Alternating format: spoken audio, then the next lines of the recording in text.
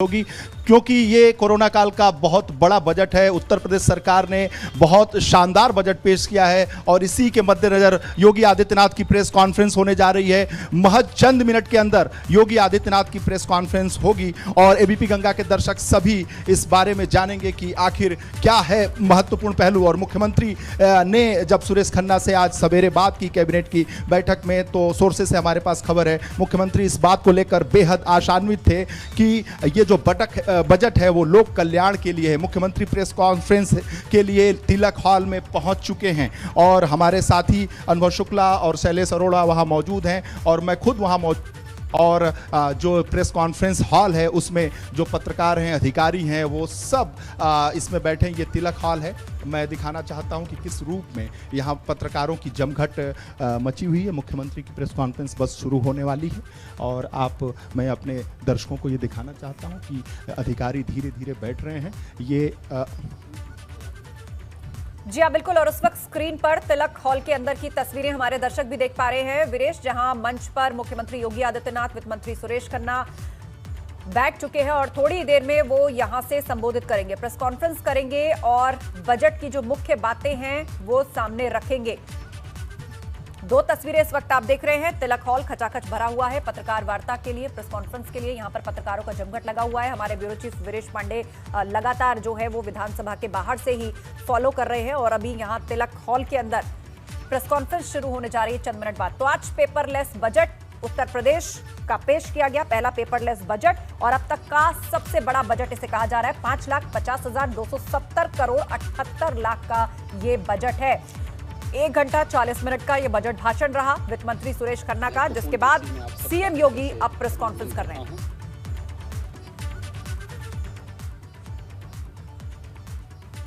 उत्तर प्रदेश ही नहीं बल्कि देश के किसी भी राज्य के पहले पेपरलेस बजट के लिए प्रदेश के वित्त मंत्री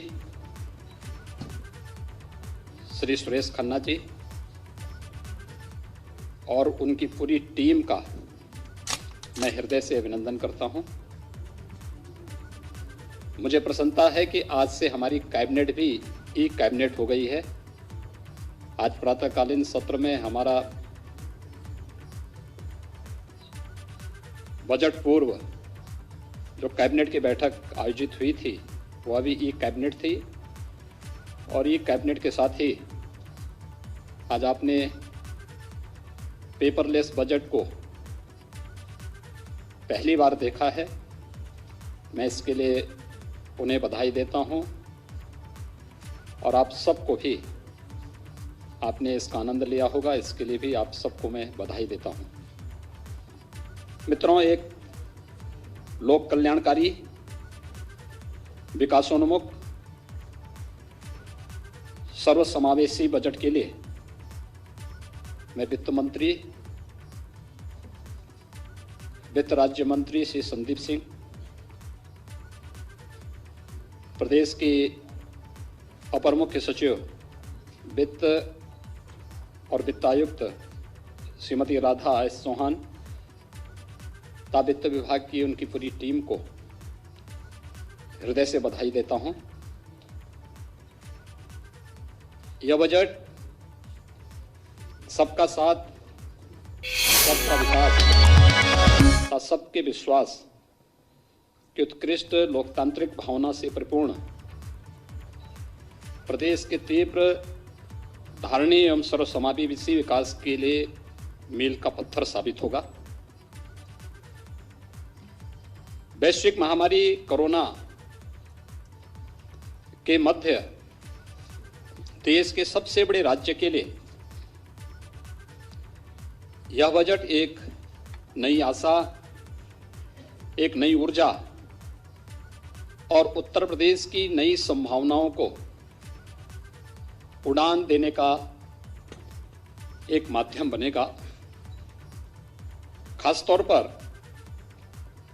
हर घर को नल, हर घर को बिजली, हर गांव में सड़क और हर गांव को डिजिटल बनाने के संकल्प के साथ ही हर खेत को पानी और हर हाथ को काम देने का संकल्प इस बजट में निहित है। यह बजट प्रदेश के गांव, गरीब, किसान, नौजवान, महिलाएं और समाज के प्रत्येक तबके का प्रतिनिधित्व करने वाला यह बजट है। आत्मनिर्भर उत्तर प्रदेश की भावना के अनुरूप यह बजट है।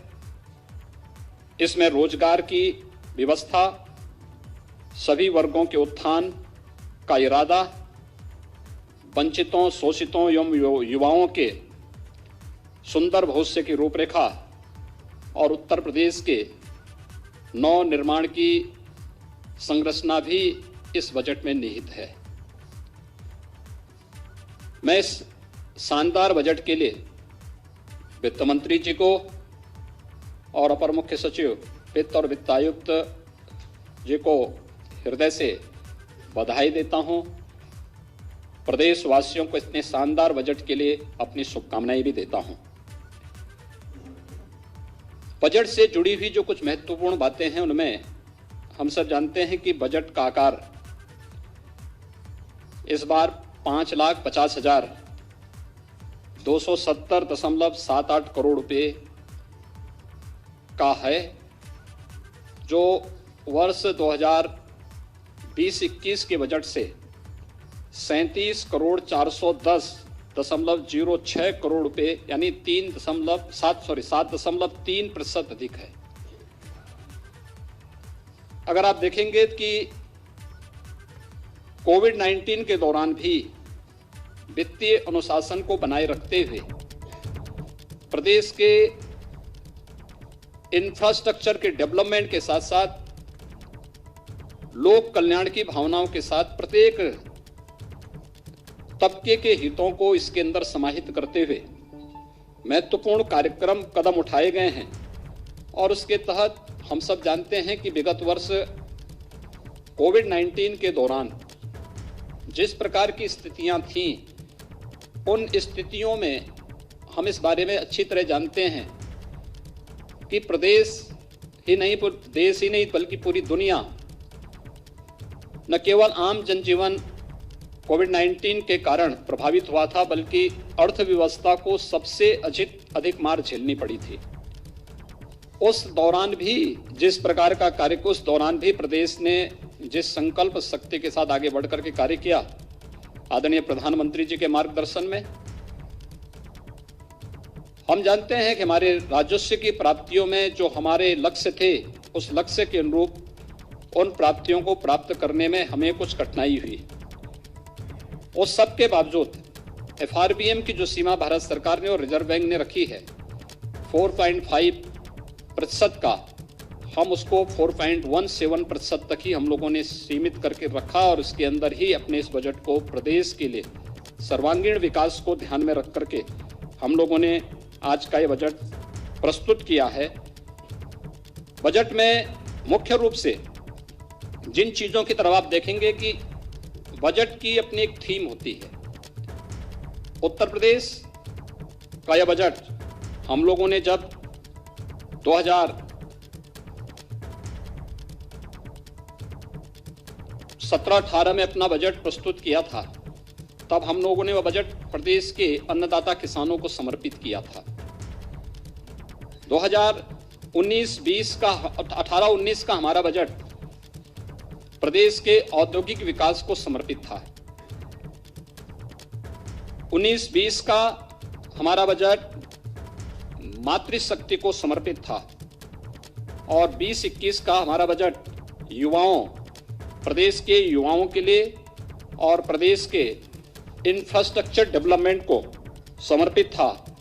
तो इस बार का यह बजट जिस पर फोकस किया गया है, यहाँ पर हम लोगों ने प्रदेश के समग्र और समावेशी विकास और प्रदेश के विभिन्न वर्गों के स्वावलंबन के माध्यम से सशक्तिकरण को आधार बनाकर के इस बजट को प्रस्तुत किया गया है। प्रदेश में ईज ऑफ लिविंग को और आसान करने के लिए हर घर को जल, हर घर को बिजली, हर गांव को सड़क और हर गांव को डिजिटल बनाने की प्रक्रिया के साथ प्रदेश में समग्र विकास की एक रूपरेखा इस बजट के माध्यम से प्रारंभ की गई है। खासतौर पर जब हम कृषि क्षेत्र की ही बात करते हैं, मुख्यमंत्री कृषक दुर्घटना कल्याण योजना को विस्तार दिया गया है। इसमें अब तक किसान आच्छादित था, अब किसान के साथ साथ किसान के परिवार का कमाऊ सदस्य, बटाईदार और अन्य लोगों को भी शामिल करते हुए अगर दुर्घटना से किसी ऐसे व्यक्ति की मौत होती है तो 5 लाख रुपए की सहायता इस बीमा योजना के माध्यम से उस किसान परिवार को या उस बटाईदार को या किसान परिवार के सदस्य की दुखद मृत्यु पर स्वतः ही इस योजना से प्राप्त होगी। बजट में इस बात की व्यवस्था की गई है। साथ ही साथ जो किसान परिवार आयुष्मान भारत से स्वास्थ्य बीमा से कवर नहीं प्राप्त किए हैं, उन्हें मुख्यमंत्री जन आरोग्य योजना के अंतर्गत 5 लाख रुपए की भी निःशुल्क स्वास्थ्य बीमा का भी कवर देने का प्रावधान हम लोगों ने इस बजट में इस बार किया है। मित्रों, महिलाओं की दृष्टि से कुछ नई योजनाएं प्रारंभ की गई हैं। आप सब जानते हैं मुख्यमंत्री कन्या सुमंगला योजना को व्यापक आयाम मिला है। इससे पहले मुख्यमंत्री सामूहिक विवाह की योजना बड़ी लोकप्रिय हुई है, जिसमें 1.25 लाख से अधिक बालिकाओं की शादी विवाह के कार्यक्रम इस योजना के माध्यम से आगे बढ़े हैं। हमने इसकी राशि को 35,000 से बढ़ाकर 51,000 रुपये भी विगत वर्ष किया था। इस वर्ष मुख्यमंत्री सक्षम सुपोषण योजना, एक नई योजना उन क्षेत्रों के लिए, उन लोगों के लिए लाई जा रही है 6 महीने से लेकर 5 साल तक किसी भी बच्चे के लिए जो कुपोषित है, उस बच्चे को सुपोषित करने के लिए, या जो बालिकाएं स्कूल नहीं जा पाती हैं, 11 से 14 साल तक की उन बालिकाओं के लिए जो एनीमिया से पीड़ित हैं, उनके लिए भी इस बजट में एक प्रावधान किया गया है। दूसरा, एक बहुत अच्छी योजना महिला सशक्तिकरण की दिशा में प्रारंभ की जा रही है और यह है महिला सामर्थ्य योजना। यह महिला सामर्थ्य योजना हम लोगों ने वर्ष 2019 में झांसी बुंदेलखंड में बलेनी मिल्क प्रोड्यूसर का वहां पे प्रारंभ किया था भारत सरकार के सहयोग से।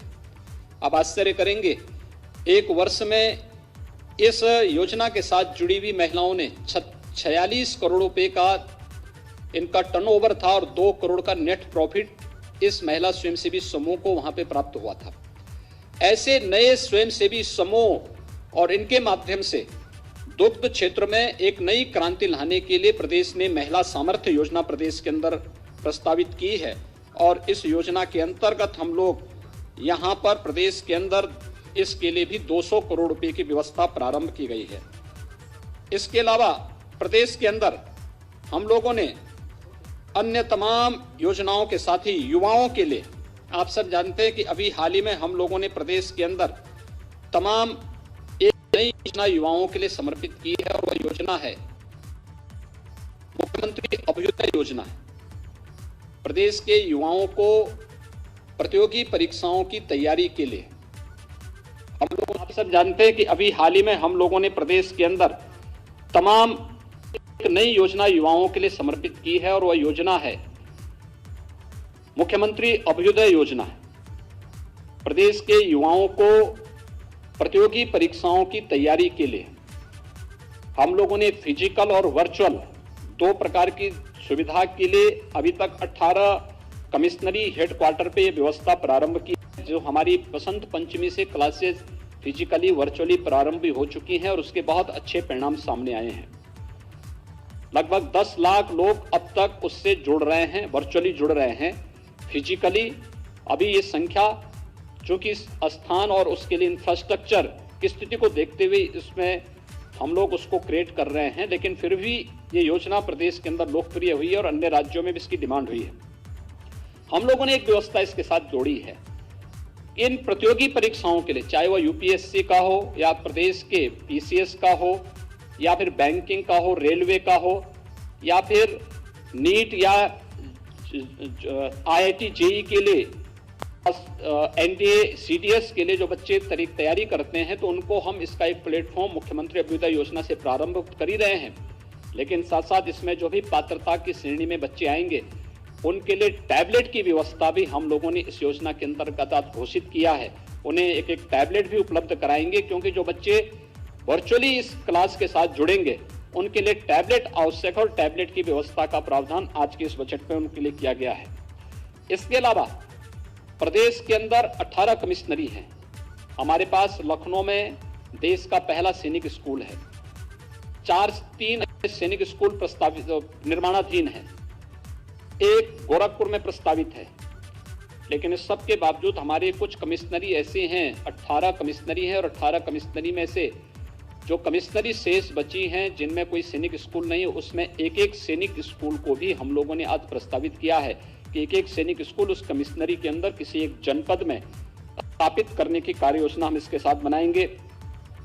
संस्कृत पढ़ने वाले बच्चों के लिए, उनके लिए सबसे बड़ी समस्या होती है कि उनकी लॉजिंग और फूडिंग की व्यवस्था नहीं हो पाती है, जिससे विद्यालयों में भी उपस्थिति नहीं रहती है और साथ साथ स्वाभाविक रूप से बच्चे नहीं आ पाते हैं तो विद्यालयों में भी उपस्थिति कम रहती है और उन बच्चों के सामने भी। अब हम लोगों ने एक व्यवस्था प्रारंभ की है। बजट में एक प्रावधान कर दिया गया कि जिन आश्रमों में सुविधा होगी तो गुरुकुल पद्धति से अगर वे लॉजिंग की व्यवस्था करेंगे तो उनकी लॉजिंग और फूडिंग के लिए सरकार इसके लिए व्यवस्था करेगी। और इसमें हम गुरुकुल पद्धति को पुनर्जीवित करने के लिए संस्कृत पाठ्यक्रम को और मजबूती से आगे बढ़ाने के उन बच्चों की लॉजिंग और फूडिंग की सुविधा के लिए सरकार इसमें सहयोग करेगी और ये कार्यक्रम आगे बढ़ेंगे। प्रदेश के अंदर खेलकूद और खेल विकास और खेलकूद के लिए भी प्रोत्साहन के लिए प्रदेश सरकार ने व्यवस्था की है। हम लोगों ने प्रदेश के अंदर पहले से हमारी योजना चली, हर गांव में खेल का मैदान होना चाहिए। खेल के मैदान के साथ साथ ओपन जिम की स्थापना भी वहां पर हो, जिससे बच्चों के अंदर अपने स्वास्थ्य के प्रति एक नई जागरूकता पैदा हो सके। यह कार्य हम प्रारंभ कर रहे हैं। पीआरडी के भी सशक्तिकरण करने की दिशा में भी एक कार्यक्रम बनाए जा रहे हैं।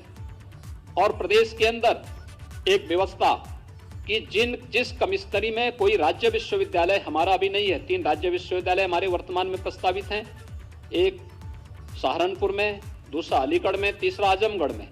इसके अलावा जिस कमिश्नरी में कोई राज्य विश्वविद्यालय नहीं होगा वहां पर हम एक नए राज्य विश्वविद्यालय की स्थापना वहां पर हम लोग करेंगे। इस दिशा एक बड़ा कार्यक्रम, इस बड़ी घोषणा भी इस बजट में की गई है। इसके साथ ही प्रदेश के अंदर हमारे 69 जनपद ऐसे हैं जिन 69 जनपदों में कोई ना कोई हमारा मेडिकल कॉलेज है, गवर्नमेंट का हो या प्राइवेट क्षेत्र का मेडिकल कॉलेज वहां पर है और बेहतरीन स्वास्थ्य की सुविधा वहां पे उपलब्ध होती है। जिन क्षेत्रों में कोई मेडिकल संस्थान या मेडिकल कॉलेज नहीं, जिन जनपदों में ऐसे 16 जनपद हैं, उन 16 जनपदों में भी पीपीपी मोड में हम लोग नए मेडिकल कॉलेज स्थापना के लिए सहयोग करेंगे। इसकी पॉलिसी हमारी तैयार हो चुकी है और बजट में इसकी घोषणा कर दी गई है। ये प्रदेश के अंदर हेल्थ इंफ्रास्ट्रक्चर की स्ट्रेंथनिंग के लिए एक बहुत बड़ी घोषणा है और ये प्रदेश की स्वास्थ्य सुविधाओं को और बेहतर बनाने में इससे काफी मदद मिलेगी। प्रदेश के अंदर हम लोगों ने कोरोना कालखंड में इस बात को देखा होगा कि प्रदेश के अंदर संगठित और असंगठित क्षेत्र के श्रमिकों के सामने किस प्रकार की समस्याएं खड़ी होती हैं। कोरोना जैसी महामारी के दौरान सारी व्यवस्था अस्त व्यस्त सी हो गई और बड़े पैमाने पर लोगों ने पलायन का रास्ता अपनाना प्रारंभ किया था। उस समय हम लोगों ने फ्री में राशन, भरण पोषण भत्ता और उनके आवागमन की व्यवस्था को सुनिश्चित करने का कार्य किया था।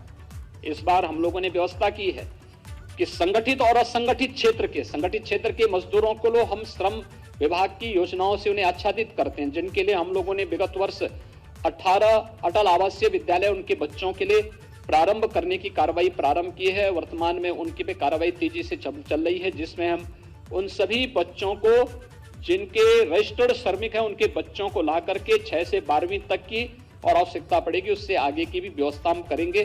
ढेर सारी योजनाएं उनके लिए हम पहले से चला रहे हैं।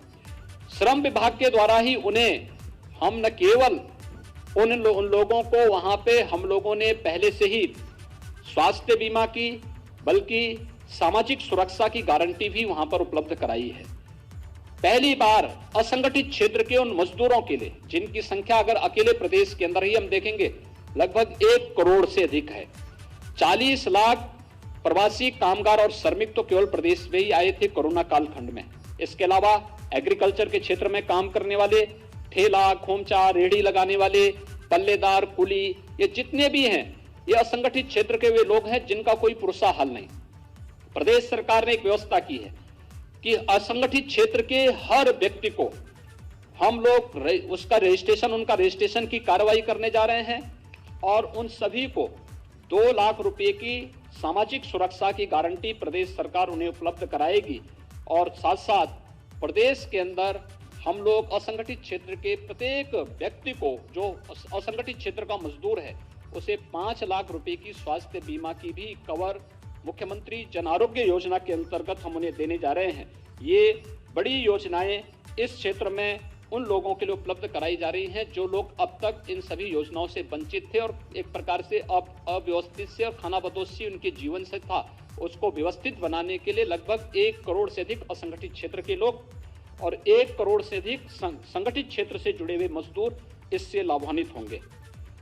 किसानों के हित के लिए एक नई घोषणा भी आज इस बजट में की गई है और वह है निराश्रित गौ आश्रय स्थलों के लिए। आप सब जानते हैं कि लगभग प्रदेश के अंदर अब तक हम लोग प्रदेश के अंदर 5.5 लाख से अधिक गौवंश हमारे पास सरकार के द्वारा संचालित निराश्रित गौ आश्रय स्थलों में उनकी व्यवस्था और उनकी सुरक्षा की जा रही है, उनके खान पान की व्यवस्था, उनके रखने की व्यवस्था की गई है।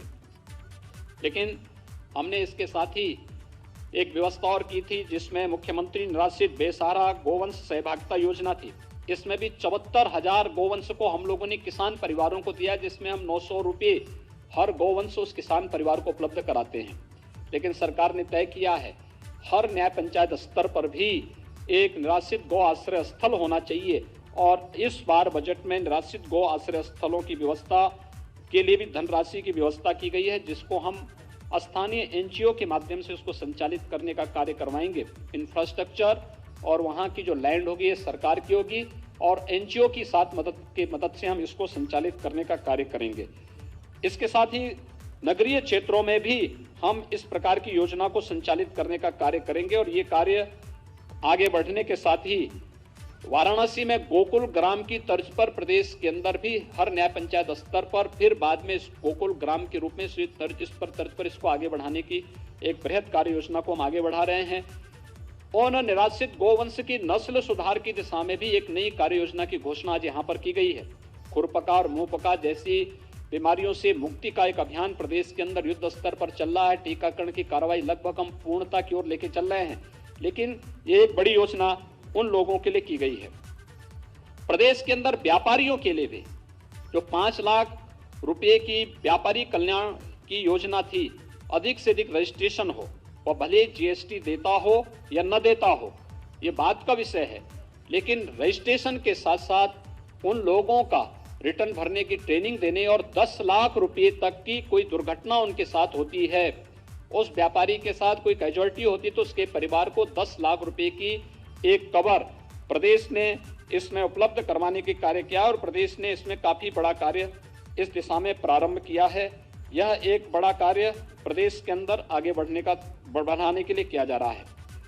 प्रदेश के अंदर उन क्षेत्रों में जो दूर दराज के क्षेत्र हैं, वहां पे टेलीमेडिसिन के लिए और टेली कंसल्टेशन के लिए भी पर्याप्त व्यवस्था बजट में इस बार की गई है और इस व्यवस्था के माध्यम से हम लोग काफी बड़े स्तर पर प्रत्येक नागरिक तक बेहतर स्वास्थ्य की सुविधा उपलब्ध कराने में हमें मदद मिलेगी। कुछ नई चीजें जो वास्तव में यहां पर उपलब्ध हो सकती हैं, लखनऊ में हम लोगों ने एक एनआईवी पुणे की तर्ज पर national institute of virology Pune, जो भारत सरकार का संस्थान है और किसी भी प्रकार के वायरस के समय से पहचान करने और फिर उस वायरस के खिलाफ उस प्रकार के वैक्सीन को विकसित करने की दिशा में कार्य किया जा सके, इसके लिए एक उस प्रकार का संस्थान प्रदेश सरकार ने अपने स्तर पर यहाँ पर बनाने की एक कार्य योजना को बजट में दिया है, जिसमें KGMU, CDRI, AKTU मिलकर के उस प्रकार का एक संस्थान लखनऊ में बनाएंगे, जिससे आने वाले समय में कोविड-19 जैसा कोई अगर वायरस प्रदेश में किसी भी प्रकार का या उत्तर भारत में कहीं भी उसका अटैक होता है तो समय से हम उसकी पहचान कर सकेंगे और उस से फिर वैक्सीन के निर्माण में भी ये सहायक हो सकेगा। इसके लिए एक बड़ा कार्य यहाँ पर प्रारंभ किया जा रहा है। इसके साथ ही प्रदेश के अंदर हम लोगों ने प्रदेश के अंदर चाहे वह या पूर्व प्रधानमंत्री श्रद्धेय अटल बिहारी वाजपेयी जी के नाम पर चिकित्सा विश्वविद्यालय की स्थापना को हो या प्रदेश के आयुष विश्वविद्यालय का है, प्रदेश के अंदर एक नए हम लोगों ने यहाँ पे विधि विश्वविद्यालय का लॉ यूनिवर्सिटी प्रयागराज में बनाने की कार्रवाई को भी हम लोगों ने इस बजट का हिस्सा बनाया है।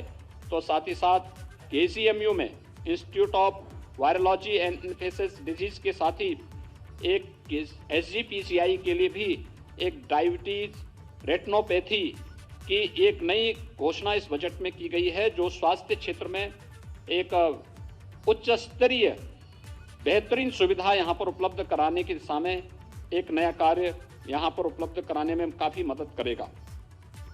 मित्रों, जल जीवन मिशन हर घर नल पहुंचाने की योजना। जल जीवन मिशन प्रारंभ होने के समय उत्तर प्रदेश का आच्छादन 2% से कम था और आज इसको हम तेजी से आगे बढ़ा रहे हैं और इसलिए व्यापक कार्य योजना। हमारा यह मानना है कि अगर व्यक्ति को शुद्ध पेयजल उपलब्ध हो जाए तो आधी से अधिक बीमारी उसकी दूर हो जाती है। हम लोगों ने पूर्वी उत्तर प्रदेश में आदरणीय प्रधानमंत्री जी के मार्गदर्शन में, उनकी प्रेरणा से इंसेफ्लाइटिस की समस्या का समाधान करने में काफी बड़ी मदद हमें मिली है। इसमें हमारे 2 आधार थे। एक था स्वच्छ भारत अभियान, हर परिवार के पास एक शौचालय उपलब्ध कराना, और दूसरा था शुद्ध पेयजल की आपूर्ति। 38 जनपदों में प्रतिवर्ष 1200 से 1500 जिन बच्चों की मौत होती थी, 1 से 15 वर्ष तक के बच्चों की लगभग 1200 से 1500 मौतें प्रतिवर्ष होती थी। पिछले 4 वर्ष के दौरान अंतर विभागीय समन्वय के माध्यम से हम लोगों ने एक जो प्रयास प्रारंभ किया, उसका परिणाम है बीमारी पे 75% नियंत्रण करने और मौत पर 95% तक नियंत्रण करने में हमें सफलता प्राप्त हुई है। एक बड़ी सफलता इसमें प्राप्त हुई है और अब उसी दिशा में नए प्रयास प्रारंभ करने के लिए हर घर नल की इस योजना को भी हम, जिससे प्रदेश के अंदर बुंदेलखंड का क्षेत्र हो, बिंद का क्षेत्र हो, आर्सेनिक, फ्लोराइड या खारा पानी की समस्या से जो क्षेत्र जूझ रहे हैं या जहां पे अन्य समस्याएं हैं, उन सभी को ग्रामीण और शहरी दोनों के लिए लगभग 17,000 करोड़ रुपए की बड़ी व्यवस्था बजट में की गई है, जिससे हर एक व्यक्ति को शुद्ध पेयजल की आपूर्ति हम कर सकेंगे। और केवल योजना लागू ही नहीं होना, बल्कि इस योजना को सस्टेनेबल बनाने के लिए जो इस योजना के साथ जुड़ेगा उसको 10 वर्षों तक उस योजना की देखभाल करने की भी जिम्मेदारी लेनी है। ये इसके साथ जोड़ा जा रहा है, इसलिए एक बड़ा कार्य इसमें ग्रामीण और शहरी क्षेत्रों के साथ इसको जोड़ने का प्रयास प्रारंभ किया गया है। प्रदेश में नगरीय क्षेत्रों का दायरा बढ़ा है। पहले हमारे पास कुल 653 नगर निकाय थे, आज ये बढ़ करके इनकी संख्या लगभग 734 के आसपास इनकी संख्या पहुंच रही है। एक बड़ी संख्या इनकी बढ़ रही है। तो शहरी क्षेत्रों में भी नागरिकों के जीवन स्तर में सुधार करने के लिए 10 स्मार्ट सिटी भारत सरकार ने घोषित की थी राज्य सरकार के साथ मिलकर के। जो 7 अन्य नगर निगम थे उन्हें राज्य सरकार अपने खर्चे पर स्मार्ट सिटी के रूप में डेवलप करने जा रही है और राज्य सरकार के खर्चे पर उनका यहाँ पर विस्तार, उनको स्मार्ट सिटी के रूप में विकसित करने की कार्य योजना प्रदेश सरकार ने यहाँ पे प्रारंभ की है। इसके साथ ही 60 शहर हमारे ऐसे हैं जो अमृत योजना से आच्छादित हैं। वहाँ पे पेयजल के साथ साथ सीवर आदि की व्यवस्था के और अन्य व्यवस्थाओं को भी आगे बढ़ाने के साथ ही ग्रामीण और शहरी क्षेत्रों में आवास की सुविधा उपलब्ध कराने और शेष अन्य लोगों के लिए एफोर्डेबल हाउसिंग की स्कीम, जिनके पास अपने स्वयं की लैंड नहीं लेकिन वे शासन की आवासीय सुविधा से लाभान्वित हो सकेंगे, एफोर्डेबल हाउसिंग की स्कीम के साथ हम लोगों ने इस कार्यक्रम को आगे बढ़ाने का कार्य किया है और ये बहुत अच्छे ढंग से प्रदेश के अंदर ये चीजें आगे चल रही हैं।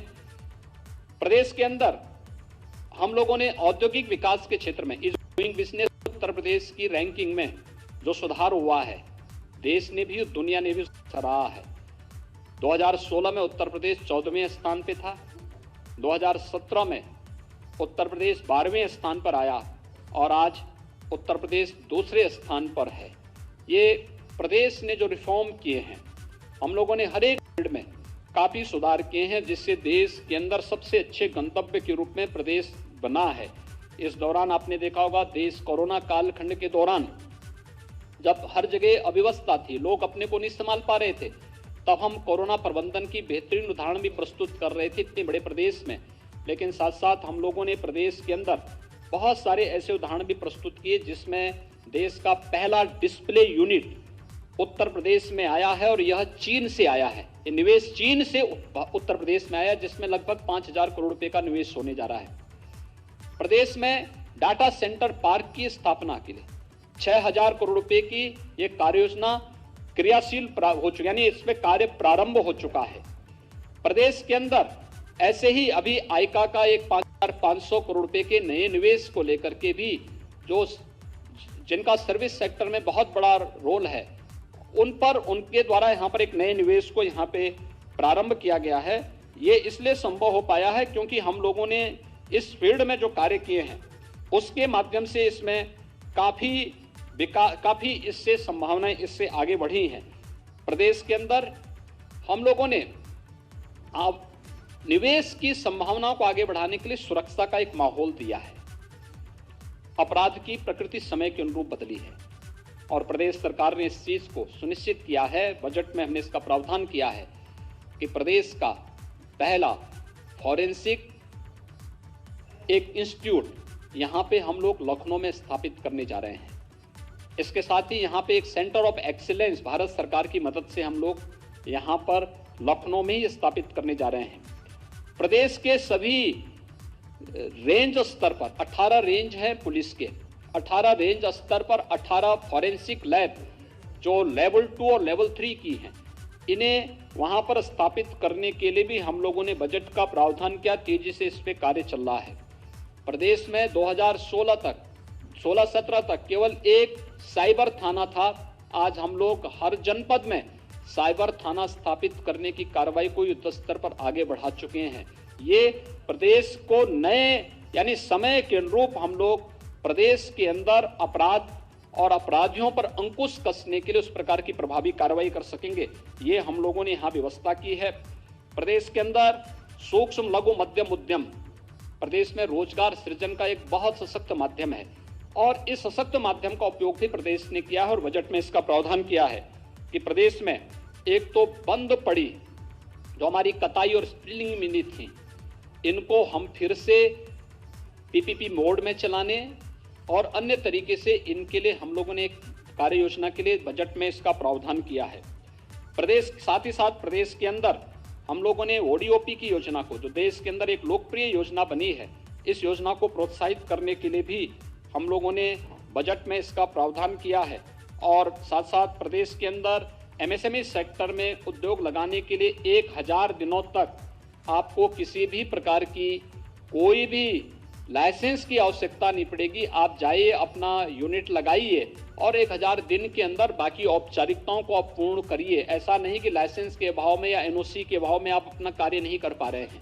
एमएसएमई को इससे हमने मुक्त करते हुए और उसमें अन्य जो रिफॉर्म करने थे, ये भी रिफॉर्म करने वाला उत्तर प्रदेश पहला राज्य है और उस दिशा में तेजी से विकास करने के साथ ही प्रदेश में जो भी इस क्षेत्र में युवा कार्य करना चाहते हैं, ऐसे युवाओं के लिए मुख्यमंत्री युवा रोजगार योजना के अंतर्गत भी धन की व्यवस्था हम लोगों ने बजट में प्रावधानित की है। प्रदेश के अंदर इंफ्रास्ट्रक्चर डेवलपमेंट के लिए आप सब जानते हैं पूर्वांचल एक्सप्रेसवे, हमारा इस पर विकास ये कार्य लगभग 80% पूर्ण होने जा रहा है। इसी प्रकार से बुंदेलखंड एक्सप्रेसवे, इस पर लगभग 50% का कार्य हमारा पूर्ण हो चुका है। गोरखपुर लिंक एक्सप्रेसवे लगभग 25% से अधिक कार्य हमारा यहाँ पर तेजी के साथ आगे बढ़ चुका है। बलिया लिंक एक्सप्रेसवे इसकी कार्य योजना को सरकार ने अपनी सैद्धांतिक मंजूरी दे दी है और अब हम एक नए एक्सप्रेस वे के साथ आगे बढ़ रहे हैं। यह है गंगा एक्सप्रेस वे, मेरठ से प्रयागराज तक। एक बड़े एक्सप्रेस वे के लिए जमीन अधिग्रहण की कार्रवाई के लिए धनराशि की व्यवस्था इस बजट में की जा रही है।